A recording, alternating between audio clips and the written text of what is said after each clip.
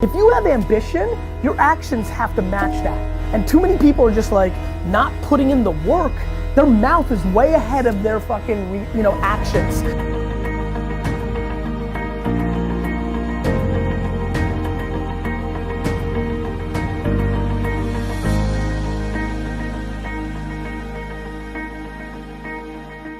See, think about that. Progress is an aliveness to it, doesn't it? You don't have to work at changing. People say all the time now, well, I'm working on changing. Don't worry about it. You don't have to work on changing. Change is automatic. Your body's gonna change whether you want it or not as the years go by. The economy is gonna change no matter what you want it to do. The weather is gonna change. Relationships are gonna change. Everything in life is always changing. We don't have to work on change. Change is automatic, but progress is not. So if you wanna make real progress, then you really gotta look at your life in a different way. You gotta say, I gotta take control of this process and not just hope it's gonna work out like people do who make a resolution. Because really, isn't that what they're really doing at the beginning of the year? They're saying, well, here's my resolutions for the year, and they really basically tell you their wishes. It's their wish list.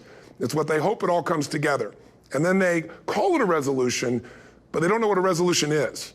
When you resolve something, to have a resolution is to resolve it. When you've resolved, this is how it's gonna be, that's when you cut off any possibility except the thing you've committed to.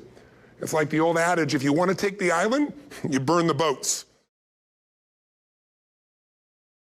You've got to reinvent yourself. Let's talk about sports. When you're the best athlete and you're like the guy and you're like one of the top 15 players, Draymond Green, he's my buddy. Draymond really worked on his game every offseason. Ricky Rubio, if he developed his outside shot, he would have been a much bigger player. He had all the passing skills, the quickness, he's got everything. If instead of going to Ibiza and fucking chicks in the off season, he worked on his 18-foot jumper, he'd be in the game. If you have ambition, your actions have to match that. And too many people are just like not putting in the work. Their mouth is way ahead of their fucking, actions. Like, really? You're gonna be the greatest NBA player of all time? Why? Because you think you got a little handle on the weekends? You need to shoot 15,000 free throws before school every day. What did you do from Friday 5 p.m. until Monday 7 a.m.? I'm just curious, and I don't think you shouldn't have a weekend, but I think everybody's ambition actually is more predicated on their actions than their words. My friends tell me all the time they're so ambitious, and I'm like, if that's true, then you punt leisure, and you punt concerts at Jones Beach, and you work.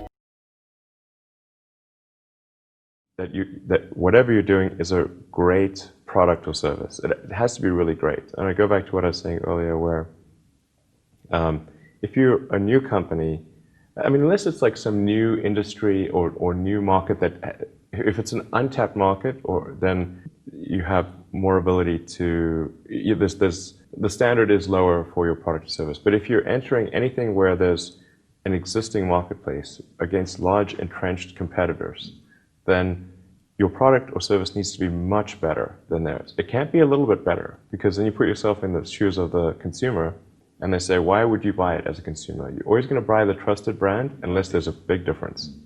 So a lot of times entrepreneur will come up with something which is only slightly better. And it can't just be slightly better. It's got to be a lot better.